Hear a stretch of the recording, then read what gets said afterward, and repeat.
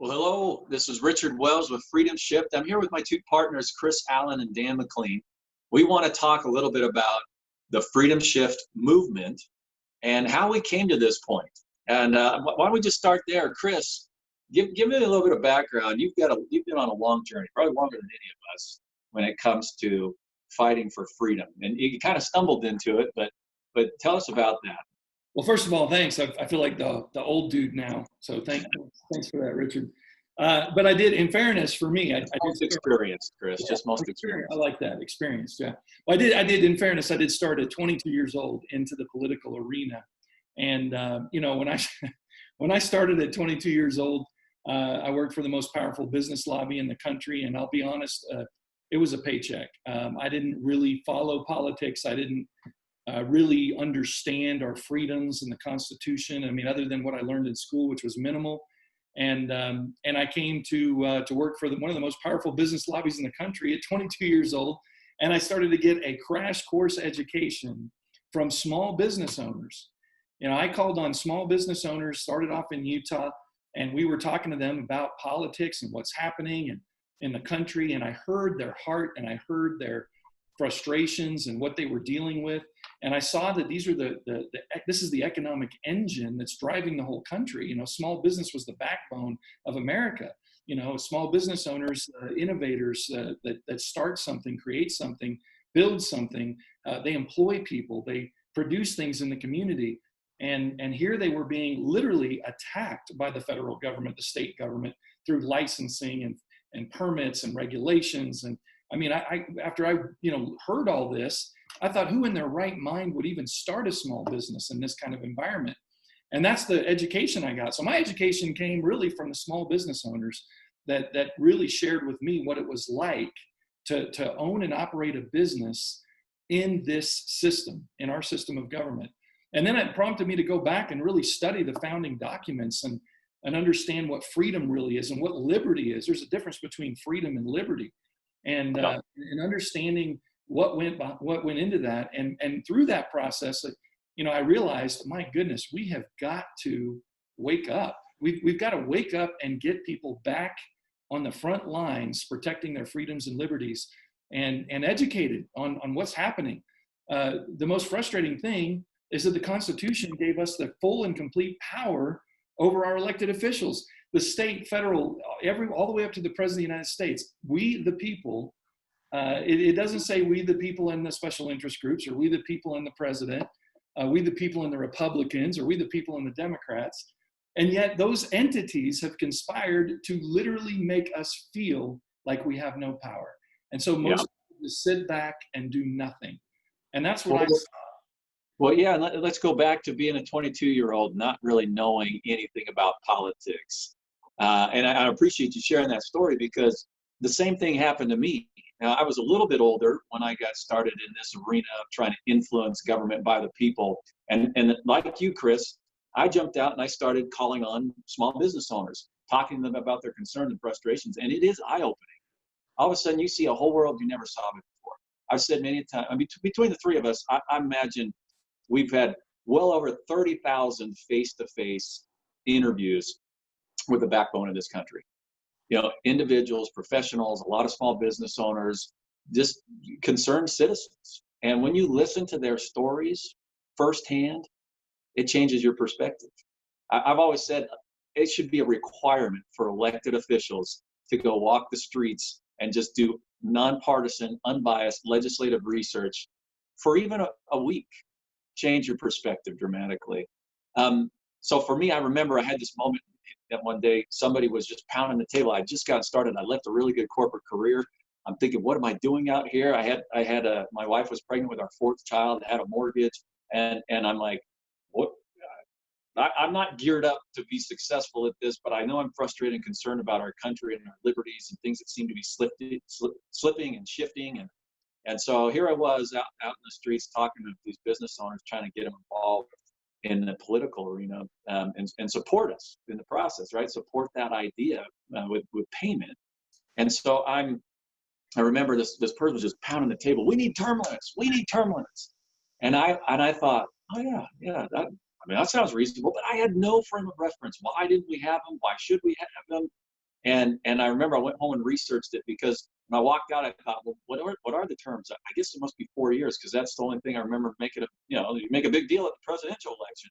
I didn't realize it was 6 years for a senator, 2 years for a member of the House of Representatives, 4 for the president. And I didn't know why. But that started me on a journey to get answers, like you, Chris. I started reading the Constitution and studying that. I took constitutional studies courses, and I started realizing, like you, we do have way more power than we ever thought. But we've been led to believe we can't do anything. Yeah. Dan, tell us your experience and kind of getting started in this arena as well. Well, Richard, I started. I think I started the realization that government had a lot to do with the quality of our life. Government had a lot to do with whether or not businesses would succeed or not. I started by owning a business at 18 years old, and I've owned several. I'm a serial entrepreneur. I'm an advocate for free market. But along the way, I started to realize that big government with taxes. I mean, think about this. We had we had higher corporate taxes in America than they have in Sweden. So taxes and regulations were causing businesses not only not to survive, but literally to go out of business or leave the country. And it started to concern me that no matter how much we do on the front end, there's a back end to this thing, and that is, what is government doing? Government's not out here somewhere. It's in our face. It's in our pocket. I'm originally from Pittsburgh, Pennsylvania. Don't hate. By the way, do you know what industry is virtually gone from Pittsburgh? Yeah. You know what industry is gone from Pittsburgh? Steel industry, I guess. So the Pittsburgh Steelers are misnamed, by the way. Yeah. Here's the thing. It's been stolen from them, Dan. It's been stolen from them. It's still appropriate. Yes, we were not only the capital in America for steel. We're the producers for the country. We were the producers for the world for steel. How did that come to an end? Bad policy by politicians pushing an America Last agenda. And in my journey, I said, there's got to be something that can be done. And like you guys, I started that journey, met with literally thousands of business owners. And I sat down with one fella in California. He looked at me. I'm asking him about some of these issues. And he gave me this look like, I got to get out of here. And I said, tell me your story. He says, I'm illegal. I have a business. The whole industry is illegal because we don't have the technology to be legal. So virtually, if any agency came in on him, he would be in violation. This was an industry, a trucking industry. So I said, there's something wrong with this. We got to do something. Now, here's the thing. We've all gone through the thoughts of, what can I do? Are politicians even listening? What really can we do? Not realizing that there is, Chris, as we both talked about, all of us talked about, is the idea of, this is a secret hidden in plain sight. The Constitution says, we the people. And that is a force to be reckoned with if it shows up. If the people, however, feel like they don't have the power, feel like they can't do anything, they've literally abdicated and they've given their power away. So let me ask you this question, Dan. Why do you think it is that so many of us, because I was there at one point, have been led to believe or come to the conclusion that we don't have any power, that we can't make a difference, that we can't protect our freedoms under the Constitution, or that we don't get involved for that matter? Well, Richard, how many times have politicians made us promises that they haven't kept? Right. That we're going to do something, they don't do it. It seems to get to a certain point and then it fails or falls. And it usually falls to an agenda that is not about the American people. It's about an agenda by politicians. So in thinking about this, we've worked through these problems, and we began to understand that if people who are busy can actually get the tools and the technology to show up, that's the practical side of this. If we can have the tools and technology for busy people to show up. And the second thing is to be relentless. Well, how do busy people become relentless? Well, with tools and technology, doing 10 minutes a week, here's what you're doing for your country. Here's the sacrifice, 10 minutes a week You can focus on a particular issue, and we take it nationwide, and we literally, it's a virtual, relentless march on Washington that scares the bureaucrats into doing what they're supposed to do, even when sometimes they're not inclined to do it. Somebody said, when government, that's our elected officials, when they're afraid of the people, that's liberty. When we're afraid of them, that's tyranny. So we have walked through, okay, we got the tools, we got the technology to mobilize people, but then the other issue is the vision. Can I actually do something? And we are around a community of people that actually have the belief and the conviction and the vision that if they show up and they're consistent about it, they'll get results. That's what I think makes us different. Yeah. Just hearing about just getting mad and getting informed, and getting involved. That's the problem instead of the solution. Well, that's powerful. So what I heard you start with was that people don't believe they can make a difference because we've been disillusioned, right? All these promises, political bantering, and it gets so noisy. I think people get frustrated, just say, forget it, tune it out. I can't stand listening to one more politician blame his problems on the other politician and vice versa. And all we do is just play the blame game, right? So people get disillusioned. Then they check out, right? That tends to happen. Also, it seems like it's this big complex thing I heard you say, Dan. The complexity of it, you go, no, our government is way too complex for the average guy to really understand what's going on and influence. But what I just heard you say is, well, Freedom Shift's provided a way for people to focus on one issue, take 10 minutes in a week, over a full week.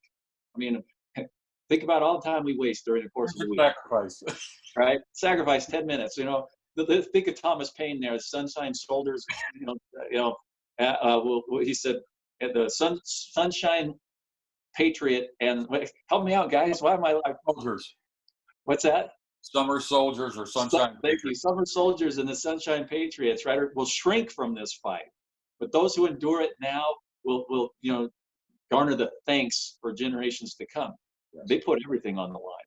We're talking about 10 minutes, so we can take the complexity out of it, make it easy. Look, people have an opinion on whether or not vote by mail or whatever, right? And you could just simply, we'll show you how to voice that opinion in a couple of minutes. But like you said, Dan, when Congress sees enough people showing up, I mean, I think about it, because I want to ask you guys an example here in a minute. Think about the Green New Deal that took place this year, right? It passed in the House, and in there had a with all this noise, COVID, and everything that's going on right now, it's easy to get distracted. So that passed. It actually had a provision in that bill that said government would provide economic security for those unwilling to work, not unable, unwilling to work. Oh, that can't be in there. That can't be in there. Yeah, I mean, I go back to the belief was your final point, belief, right? Sometimes we just can't believe the government would pass something like that, but they did. Amidst all this noise and chaos, rioting, and everything that's going on in our country, that bill slides through. But when the American people become aware of it, and we were part of a process working with a legislative research firm to get the word out. And when that word got out, enough people started speaking up to their senators. It's got to pass in the Senate now. Not one senator voted yes for it. Not one. Of the 43, many of them, right, Dan, that said that they would, that this was do or die, must pass. When they had that much pressure on them, those 57 voted straight no. 43 remaining voted present. Didn't even vote yes or no, because they do want to keep their job. Do you know anybody who just walks to work one day thinking, I hope I get fired today, right? But if the elected officials, and their job's a little bit cushier than most people's jobs, they don't want to get fired. And when they think enough people who can fire them are watching them, our experience over the years and thousands of conversations to try to influence government, we have seen that is absolutely the case. Chris. Richard, the last place I want to say was, you also mentioned belief, that you've got to believe you can make a difference, and that is a big part of what we are about at Freedom Shift, is inspiring that belief through stories, real examples of how this made a difference, but also the possibility of action. What can take place when people come together, enough people, not a lot, it doesn't take a ton, but just enough people. But anyway, I've said enough there. Dan, I cut you off. You're going to say something. Then, Chris, maybe you could share an experience you had. A little bit. The Green New Deal was very significant. It was a benchmark issue. It really was a throwdown, if you will. the agenda of the Green New Deal was supposed to be about climate change, but there was no science in it. The real agenda, Richard, of the Green New Deal was the government takeover of the private sector by, to your point, offering a bunch of free stuff, free healthcare, free college, free housing. And what people, when they hear this, it's like nails on a chalkboard: economic security for people unwilling to work. Now, here's the challenge we faced. We knew that a whole bunch of people could not believe that a legislator in their right mind could concoct that kind of crazy legislation. So we knew people had to lay their eyes on it. And when they did, the pushback was absolutely massive. And you're right, it came down to a vote in the Senate. And of the 100 senators, 57 didn't just say no, they said heck no. There were 43 remaining. And some of these folks said this was a do or die issue. When their hand was caught in the cookie jar, they meekly raised their hand. Not one of them owned it. Not one of them said yes. They voted present. And that is the power of an engaged, informed citizenry. It's powerful, man. Absolutely, absolutely. I know, Chris, you switched gears from the small business lobby, did some things as an entrepreneur, let out in some industry there, and then came over to the legislative research firm, National Writer Congressman, and got some pretty powerful examples of your own right around that time. But is there something that comes to your mind about influence by the people? Oh yeah, Richard. When I did make that transition after 10 years, a decade working with the most powerful business lobby in the country, I started to realize, you've heard that saying that when you see how sausage is made, you lose your appetite for sausage. and that's don't be talking about sausage, Chris. Don't ruin it for me. Yeah, you don't want to know. I don't think that affected me that way, but man, that's a good. Well, just don't Google it, okay? All right. You may never eat sausage again. But this is what happens in the body of politics. And I got to see there's 34,000 registered lobbyists and special interest groups in this country, and yet none of them are focused on we the people. They're focused on agenda driven, and I'm glad some of them are there. I mean, my goodness, protecting America's small business is a noble, very important cause. But you have to be an ends justify the means person. You have to say, well, I know we're having to cut this backroom deal and smoke-filled room and all the stuff you hear about lobbying, and it's real. It is the swamp. But at least I believed in the end game. What was the end game? To protect America's small business owners. But after a while, you start to go, my goodness, this just can't be the way our government was supposed to be running. And at that point, I came across the National Writer Congressman, which was focused on we the people, putting people back in power, calling on primarily small business and professional people, but taking that message out to the streets and waking people up. And I got real excited about that because for once there wasn't going to be anything other than what I was saying was happening. And people could get educated and informed on both sides of the issues, not the spin, but the facts, and they could take that information and leverage it.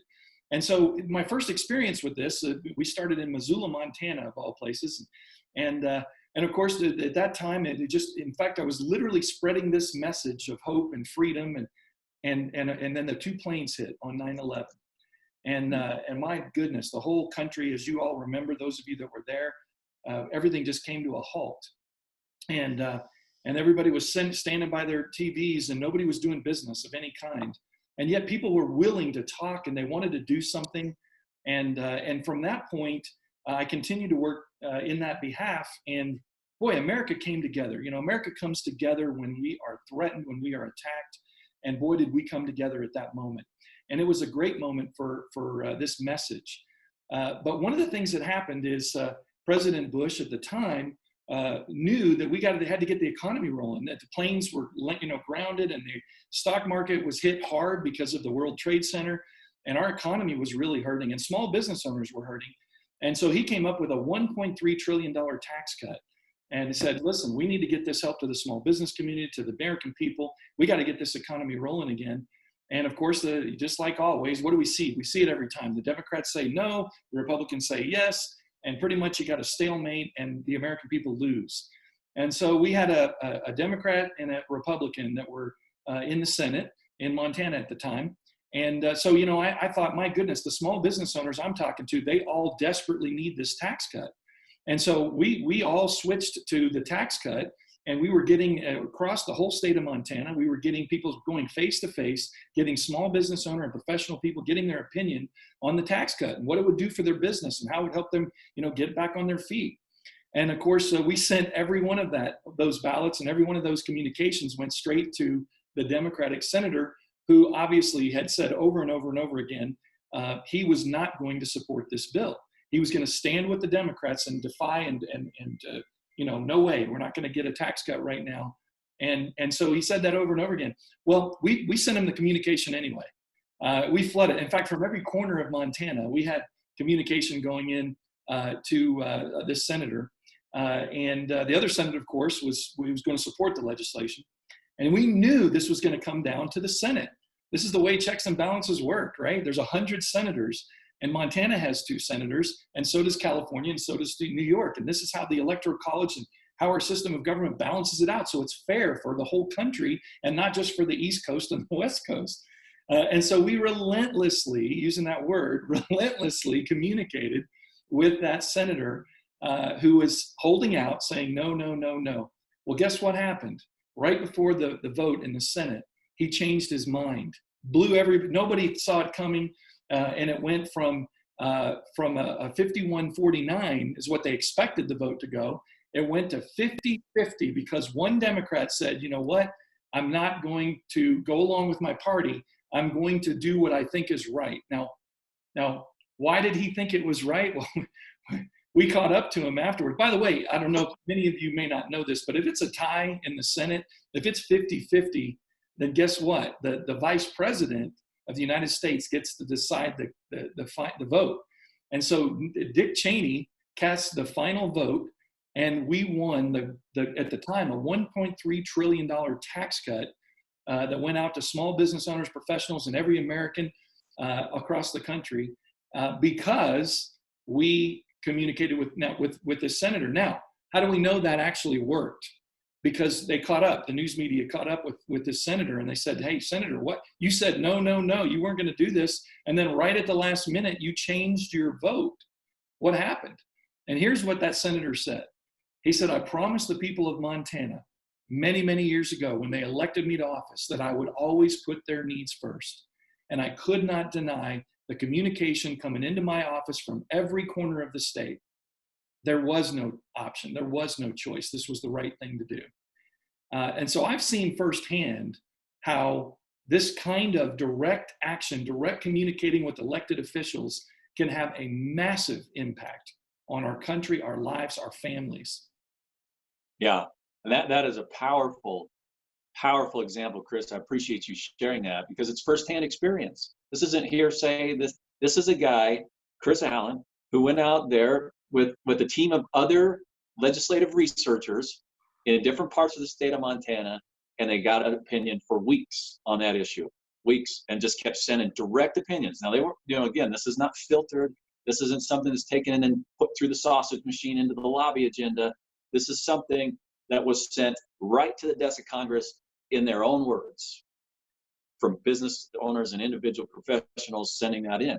And it influenced the congressman. Now, you might be for or against tax cuts personally, right? But the point is, it was the group that spoke up, got the senator's attention, and it worked.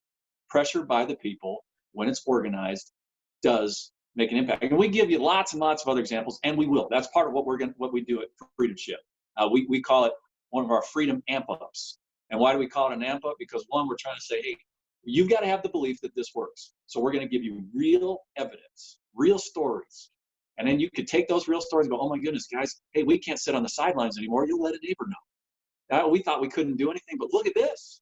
This is evidence to the contrary. In fact, maybe we ought to do it. And so your voice gets amplified because another concerned citizen is now saying, you know what? I'm taking this country back. I'm not going to sit on the sidelines anymore. I'm not a sunshine patriot. I'm somebody who's going to get in a fight. Not with, walking through the snow and barefoot trying to stick with the beleaguered troops of George Washington. I'm going to take my 10 minutes a week and use tools and technology and from the convenience of my own home and become part of a relentless virtual march on Washington. that absolutely says we're going to reclaim and protect our God-given rights. Now, we use the term God-given rights. There's a reason for that.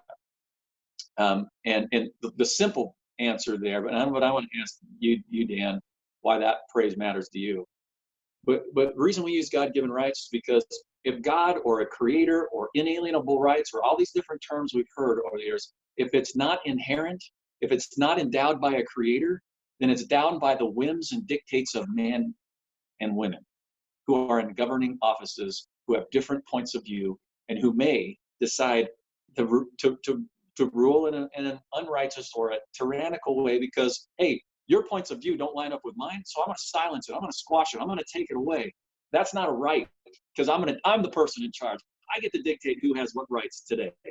And so if there aren't inherent and inalienable rights that we receive from our Creator, then it's hard to have a foundation of liberty that we can all launch from. But Dan, why is that phrase important to you? God-given rights. I think of our founders and the people that really laid it all on the line, and they laid their fortunes on the line, they laid their lives on the line, and what was important to them, their sacred honor. For what reason? They were real close to the tyranny that happens when you've got no rights and no freedom. And America was this wonderful experiment about a radical idea called freedom. Patrick Henry was a reluctant revolutionary. If it was up to him initially, he would have said, you know what, let everything be the way it is. But he kept getting in prayer with his times with the Lord that freedom was God's idea. And there was something that ignited in Patrick Henry that made him stand before a whole bunch of people that were not sure what they were going to do. And he made that speech. And when he said, give me liberty or give me death, the commitment he was asking for was not a little bit of time. It wasn't not a little bit of dollars. He said it was a pledge, and they knew it meant their lives, their fortunes, and their sacred honor. He mobilized. This is what vision does. Remember, there was a bunch of people on the fence. Important leaders heard his speech and were moved. This is what happens when vision connects with the movement. That's the engine of the movement. It's the conviction. This is important. It is a belief now.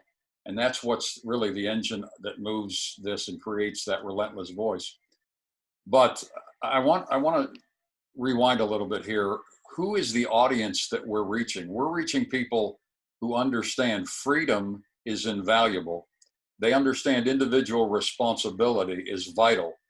And they're responsible individuals. They're not victims. They're willing to take responsibility. But they don't want to be told what to think or how to vote. So I want you to ponder this. We don't have to tell that group of people how to think or how to vote. All we have to do is get them the facts in the context of how this expands or restricts freedom. And all of a sudden, you get a serious consensus because in the real world, Monday morning, stuff works and stuff doesn't work. It usually doesn't work when it's political in origin. When it comes out of Washington, D.C., and you're looking at it and say, what are you thinking? It's because there's an agenda. It is not about the American people at that point. It's about a political agenda. And the more people get aware of that, and here's the other thing. Good people have a hard time with this statement that Thomas Jefferson made.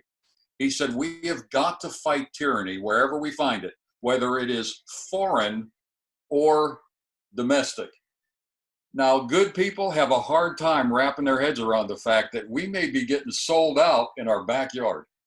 But I have to tell you, we have our fingers on the pulse of the American people, and more people realize there's tyranny in our backyard. And if we're going to see freedom prevail, we are going to have to be persistent and show up. Well, Dan, your last name might not be Henry, but you convicted me, man. That's getting to my heart. I'm ready. Sign me up. What do I need to do? Right? Put me in the game, coach. Put me in the game. I love it. And you're right. You're absolutely right. So the threat that Patrick Henry was calling out to the Virginia legislator was, hey, George Washington's up in Boston in the siege of Boston right now, and we're sitting here. We're standing by. They're already in arms. Are we going to join this fight? Are we going to become independent, free states? well, then let's get in this fight and let's go do something. And they did. He got movement. People followed that lead. Now today, it's not the same. You know, we're not talking about taking up arms. We're not talking about rioting in the streets. We're talking about responsible people doing the responsible thing, exercising our rights to peaceable assembly, to get redress from Congress and our government.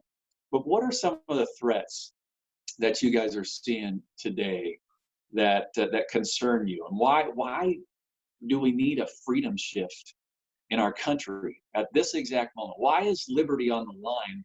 Because look, Chris, 30 years, Dan, 25 years, me, 16 years, that we've been watching this shift in our nation from that seems slow and subtle away from liberty and into more forceful government. But what are some of the threats you're seeing? Why is this freedom shift needed right now, shifting the nation back towards freedom? Well, you know, it reminds me of that story that I heard when I first started 30 years ago. And I was talking to small business owners, and they told me, Chris, you need to understand what's happening is that we're like a frog that's been put on a burner, but the frog was put in the burner and the water's cold. And so the frog is fine sitting on the burner, and they don't turn the burner up. The frog doesn't jump in the burning hot, water, the boiling water. The frog would never do that. You touch him in there, he jumps right out. But the frog, if he sits in there, and if they turn up the volume or the heat on that frog 1 degree at a time, the frog will sit there and not realize anything's happening until it's too late. And that frog is going to get cooked. And they told me, Chris, that's what's happening in our country. And so for 30 years, I've watched that dial, right? People are lulled into complacency. They're not really paying attention. And of course, that's by design. The news media, all these different entities that are creating the narrative that people are getting, they don't see it. They haven't seen it. But I'll tell you, to answer your question, what's happening is that water is what I'm seeing. I've never seen this before in my lifetime. That water's starting to boil. And yet many people got, just kind of slowly, little bit by little bit, that temperature's been turning up. But what we're seeing right now is an all-out assault on things like on the Bill of Rights, on our freedom of speech, on our right to assemble. This pandemic that's happening in our country is a big concern. It's a real thing. It's a real, I'm not saying that it's not real and that we don't need to be careful and be cautious. But we also heard from our founders, I believe it was Thomas Jefferson, said that if we ever give up our freedom in the face of fear, we'll never get it back. And that's the moment we're in right now. We're government is telling us, the state is telling us when we can open, when we can close, how many people can be in my business, what is an essential business and what is not an essential business. Who gets to decide all these things? And when we continually let the state make every decision in our lives, that's when we lose those freedoms. That's when we lose the Bill of Rights. That's when, that's when our children and our grandchildren are not going to have the same opportunities and way of life that we've grown up enjoying. And so, I definitely have seen, especially here recently, more reasons that we've got to stand up, wake up, and get back in the driver's seat. Because the only solution, the only way forward is a we the people movement, a movement of people that are educated, informed, and taking effective action and doing it together. And they're not just looking at one side or the other. They're not listening to the spin, but they're getting the facts. Yeah. So we're noticing that the water's getting hot. And we got a decision to make: jump out or get boiled. And I heard you say, freedom of speech is on the line. Freedom of religion is on the line. Even the education of our children today, it's controlled more and more from the top down. Local has less of a say in it. And there's an agenda in that curriculum. If you just go look at it, if people will step back and look at it, and you say, well, is it the right agenda or not? At a local level, we should be aware of, be paying attention to that. Dan, anything you'd add to that, or threats that you see? Yeah, I want to say this. It's sobering. It really is sobering. But it is not hopeless. We have hope. There's something going on in the heart and soul of Americans that love freedom, that understand we got to take a stand. We're finding the pushback more and more. when we give them the tools and the vision that something can be done, it's amazing how many people are taking and saying, you know what, this is plausible. It's something I can do, and they're actually doing it. Think about this, and I'm 67. For all my life, we have been trending as a nation toward bigger government and less freedom. One of our founders said, government grows on the liberties we give up. In the last 3 years or so, we have seen a shift toward freedom. Now, that's not just politicians shifting. That's the American people demanding. That's the hidden element. That's the secret hidden in plain sight. There's something going on at the grassroots, and all we're doing is that people are already moved. We're connecting them so it becomes a movement. That's the exciting thing about where we're at. It is hopeful. I haven't seen it this way in my lifetime. And I think if we will, and here's the most important thing, we cannot let up. If your guy gets in, your guy, stop thinking that's the end game. The end game is, we've heard the rumor, they're supposed to work for us. That is a constant reality. We must remind them on these issues what we think. Because when they pass these issues and they leave office, we're going to have to live with what they passed. So our whole thing is we have got to not only vote them in or vote them out, but we got to absolutely hold them accountable on the very issues that are going to impact us for future generations. Yeah. The election happens at one point in time, one day, out of 2 years, 4 years, or 6-year term. Yeah. And there's a lot of time in between those two elections where they can mess things up for the American people. And what I just heard you say, Dan, is there is a rumbling. There's a stirring among people. And what we're trying to do is just give the hopeful message and take away the excuses. We've heard everything. I mean, you imagine talking to tens of thousands of people. Say that again. Which part? The part of taking away the excuses. That's exactly. Yeah, I mean, and that's really it, because we've heard every excuse in the book. I mean, I got used to saying, I'm not going to waste my time listening to people's excuses anymore. Either we're going to take positive, effective action together, or I'm leaving because I don't have time to waste on this. And I would just ask people, I'd say, look, we know the problems in America. We know that there are problems. The question isn't, do the problems exist? It's, what are we going to do about them? Yeah. And so, and the excuses that I would hear, and you guys feel free to throw any others that you heard. But number one was, I don't have time. You know, I don't know where to begin. I don't have the resources. I'm not educated enough. I don't know anything about politics. You don't have to know anything about politics. If somebody's picking on your kid, stand up for them, right? Like, if somebody's trying to come in there and tell you can only say this at school or at work or wherever, and if you say X, you're going to get fired. I mean, something's going on there. Maybe we ought to not yell on social media and risk getting fired. What if we put it on a platform where it's taking it right to our elected officials? We're taking the fight right to the people who make or break on those issues that actually pass the laws. Yeah. And then that's who we're talking to. We don't have to get canceled. We don't have to lose our way on social media, get our account, taken away on Facebook because I said something I shouldn't have said. No, I can go ahead and just speak right to the people who are going to influence it. And so I know there's other excuses. We've heard a million of them. Is there any other big excuse that you guys are? Well, I want to say, Richard, is people need to understand it's not your fault. Okay? It's not your fault that you feel this way. This is exactly their game plan. Look, if they can convince enough of us to feel hopeless, like we don't have a voice, like our voice doesn't matter, like we can't make a difference, the more that belief is pervasive amongst we the people, the more the political powers, the elite, the 1%, the Washington swamp, all of those entities that have been controlling things for many, many, many years, that is exactly their game plan. That is exactly what they want you to feel. They programmed you to feel that way. And what we're here to say is, you don't have to feel that way anymore. You have the power. You always had it. It was never taken from you, but they made you feel you didn't have it. They literally convinced you that you don't have any power. You have to join a lobby. You have to do this. You have to join the Republicans or join the Democrats or join this entity or join that entity. What are you going to do? You can't do it. That's their message to you. But in reality, the only people that can hire and fire every elected official from the local, state, all the way up to the federal, the president of the United States, is us. None of those entities have that power unless we freely give it to them.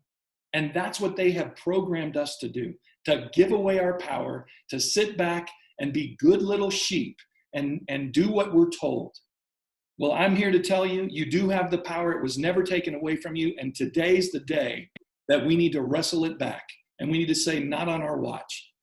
Yeah, Chris, I'm so glad you brought that up, because we have been victims in that sense, that there has been a push. Because look, if we can throw rocks at one party and then throw rocks at another party, and I'm not talking about just political parties, any entity for that matter, and if they make that enemy so big, then they get us all worked up and they use our anger and money because, hey, I can only throw some money at this lobby or this special interest or this group or this party to go fix it, because they're the only ones that can fight the giant. So they put us as bystanders. Maybe we throw some money to somebody to go try to fight it for us, but we pulled ourselves out of the fight because of that.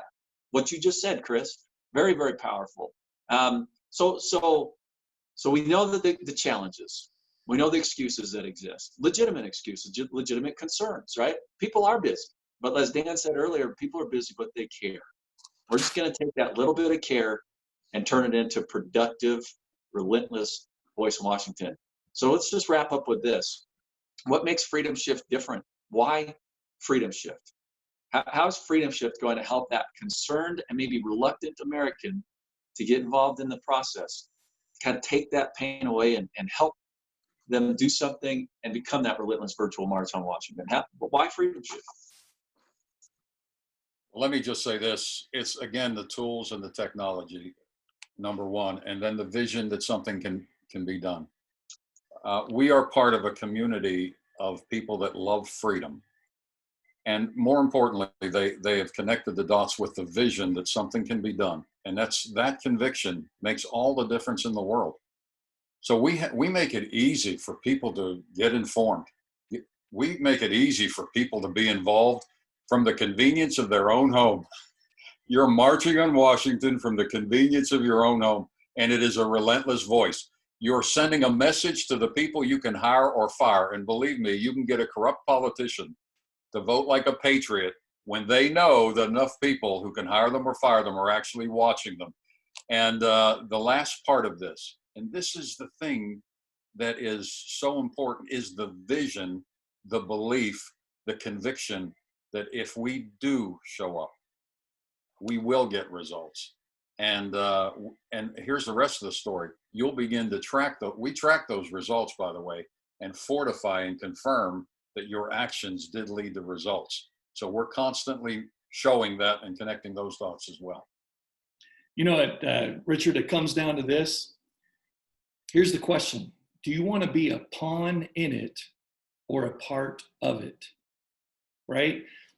Look, at the end of the day, you're either a pawn. You're someone that is used by the politicians and the news media and the billionaires that are all trying to manipulate things, or you can be a part of it. We're inviting you to become a part of it, not a pawn in it. You have the power. You've always had it. The reason this is going to work is because we are not relying on us or our ideas. We're relying on an educated, informed constituent, a person who knows the facts, not the spin, right? And they have a source to get it, and they have a plan, and they have a strategy, they have a vision, and they know that this, yes, it does seem like a lot.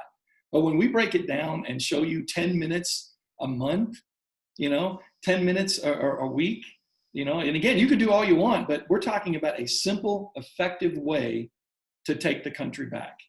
And if you're sick of being a pawn in it and you want to be a part of it, we need your help. And I want to say this, Richard, there are 3 ways you can help us. The first way, obviously, you become a member, you become a patriot with Freedom Shift, you become a Freedom Shifter. Obviously, that's investment. And you know what that investment's going to do? It's fuel. It's fuel that we're going to use to grow this movement, to reach more people. We're going to put it right back into that growth. But you know what? There's another way you can help us.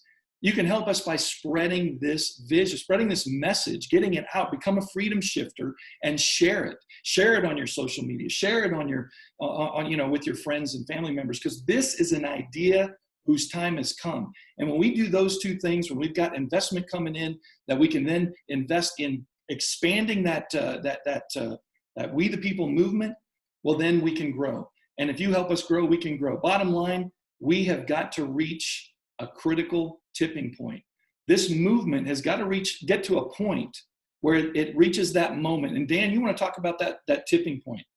Yeah, the tipping point is not everybody, it's enough people. History tells us that countries literally move in the direction, not of the majority of people holding an opinion, but the majority of people involved.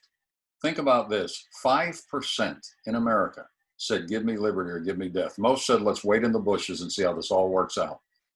There were 7%, it's estimated, that were really Nazis in Germany. Think about the consequences of good or bad is not the issue, it's who's showing up. So the tipping point is not everybody, it is enough people. And with the tools and technology that we give this community, we're going to be able to show up with enough people to move Congress and move the country in the direction for freedom's sake. Less government, more freedom, more freedom's sake.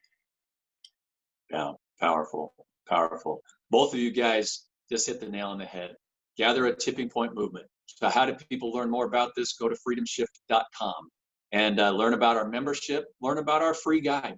We're about empowering people so that you know that I can take action and it can get results.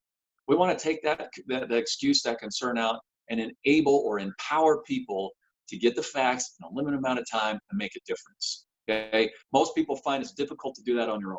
And so we provided something called the Freedom Shifter Report that breaks it down in 4 segments, one each week over the course of a month so that you can focus on just one thing because everybody can do just one thing. You know, I think of the principle of the compound effect, right? Yeah, and everybody's maybe heard this before, but if you take a penny and you double it for 30 days, for 1 month, that penny becomes 2 cents on day 2 and 4 cents on day 3. And by day 30, it's $10 million. Now, and it was a little thing at first, doubling. And if we can take a little bit and just do something, pretty soon we'll have a tipping point of responsible Americans, even what we call freedom shifters, taking something like our Freedom Shifter Report, focusing on one simple thing, taking a few minutes a week, that will have a massive impact. You know, it was Ronald Reagan who talked about, you know, we don't have liberty. It's just not in the bloodstream. We don't pass it on just because we're born. We've got to fight for it. And that means we give it to the next generation because of the actions this generation takes. And it's time for another great generation to rise up right now and take a stand for liberty. That's what Freedom Shift is all about. Gentlemen, I want to give you the last word. Anything you would say about this Freedom Shift movement and why the time is now? Well, simply put, you know, we do have to know the times we're in and the stakes that are involved. And freedom has never been a given. We know freedom has always taken a fight. Freedom has never been free. So I would say this to all of us. Our kids and grandkids, I think, are going to remember this time and say, thank you for being involved, or they're going to ask us, where were we? That's the times we're in. The good news is a whole bunch of people are becoming more engaged in the process, getting more informed, and making a difference. And we can do this on purpose. Well said, Dan. Well said. Chris, anything you want to add? No, I'll tell you, that's pretty hard to top. I think that Dan probably closed us out the way we need to, but I would say this, you know, freedom is like oxygen. You know, it's something that we take for granted. We don't even think about oxygen. But let me tell you something, when that oxygen supply is gone and you don't have a way to take the next breath, you understand what oxygen is and how critical it is to your life. And that is the perfect example of freedom. Freedom is something we all take for granted. You know, we live in this country, we wake up, we do what we want to do. We think that we're in total control. Although, you know, one could argue that lately things have felt a little bit different. But you know what? When that freedom is actually taken away and we enter tyranny and a dictatorship, believe me, everybody's going to understand what freedom is. And I just want to know, I want everybody to know that we, the three of us, and we hope there's going to be a whole lot, an army of freedom shifters behind us. here's what we have to say, not on our watch. We're going to stand for freedom. We're going to stand for liberty. We're going to do what it takes. Well, guys, this was the right thing for me on a Saturday. You have me fired up, if you will, excited about this cause and freedom. And now you know more about a Freedom Shift. Again, go check us out at freedomshift.com, learn more, and join this fight. Become a Freedom Shifter in any way you can. And if we can help you make that process easier, that's what we're all about. And we're going to come or reach a tipping point movement when enough Freedom Shifters are reclaiming and restoring our God-given rights under the Constitution. Thanks for joining us today. It's been a pleasure. I'm just, it's an honor to be in the fight with you guys, Chris and Dan. Appreciate you. Thank you, Richard.